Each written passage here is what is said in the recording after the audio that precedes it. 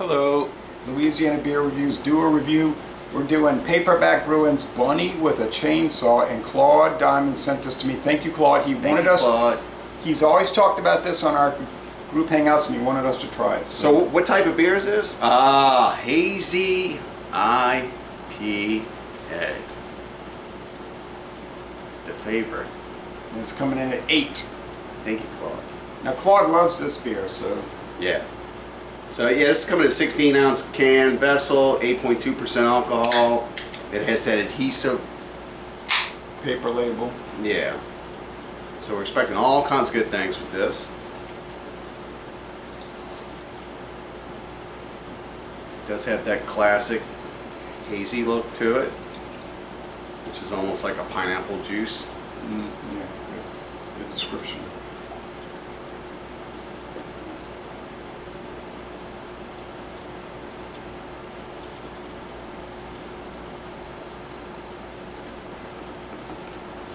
And you get the gulp.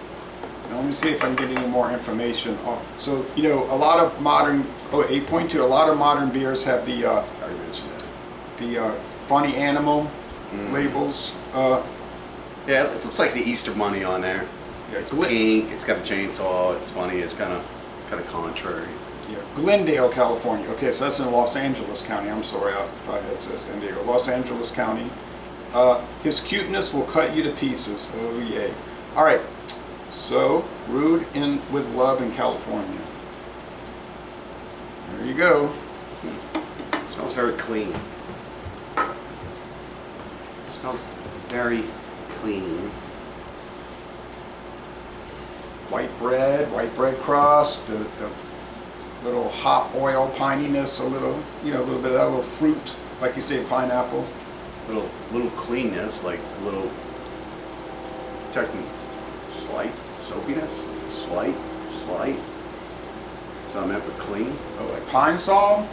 No. I said soapiness, not Yeah. pine sol. Soapiness. Pine sol? You can clean with pine sol. It's a solvent, but it's not soap. Why are you being so contrary to the nth degree? I'm not being contrary. I'm just trying to figure out what you're talking about. I said there's a slight soapiness in it. Soap meaning soap, not pine soil. Pine sol. You know, I agree. Okay. So I said it's clean. Okay. I like that. It actually smells pretty good. You know, it's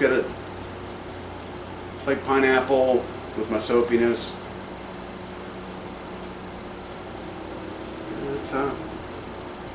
It's hazy. Cheers. Hazy yellow. I've been buying Zest soap.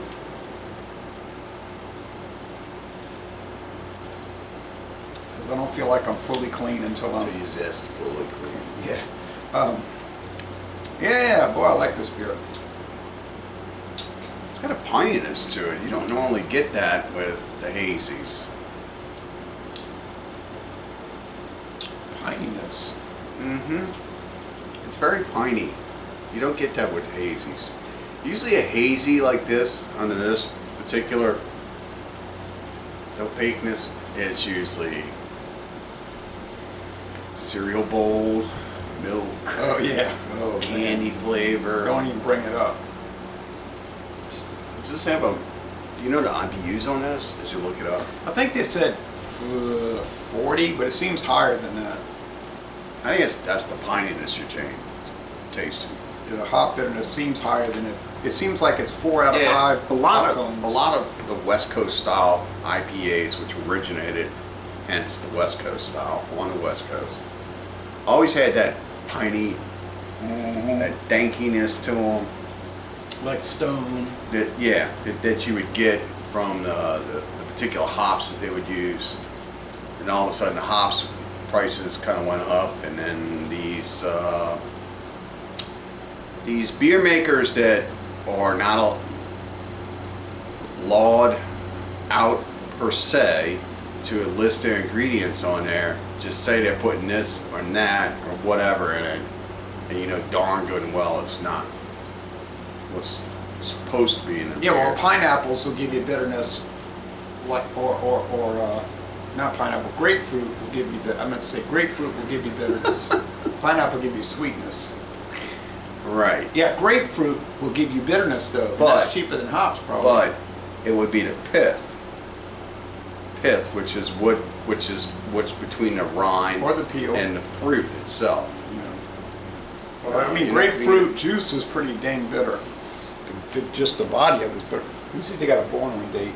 Well, I've had grapefruit infused IPAs before.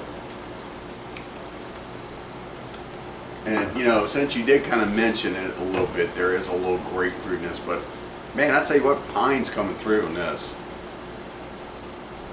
Does have a born on date, so you know exactly when it was canned.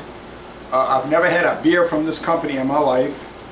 In fact, until you sent this, Claude, I never heard of Paperback Brewing, okay? I heard of a Paperback writer, you know, from the Beatles. No, you just heard that term in a song. Right, that's it. But as far as this brewery and what they make, I have no relationship to it. We don't get their beers here.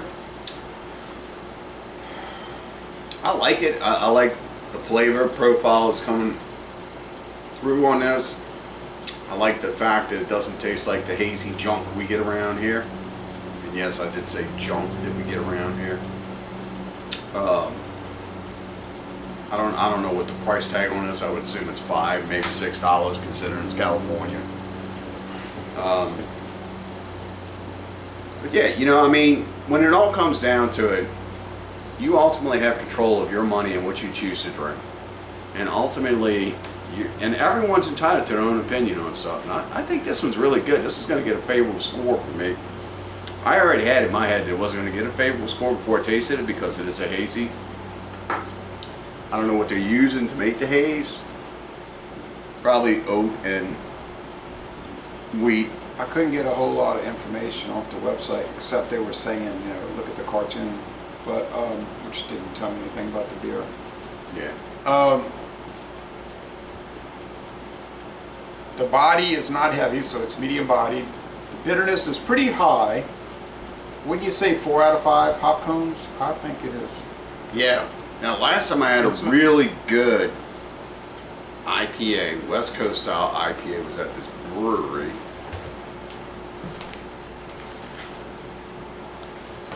But look, this beer's not too sweet, right? No, in Hammond, Louisiana. Oh, gnarly barley. And I spoke to the owner, and he swore up and down he knew me from somewhere, said we couldn't figure it out.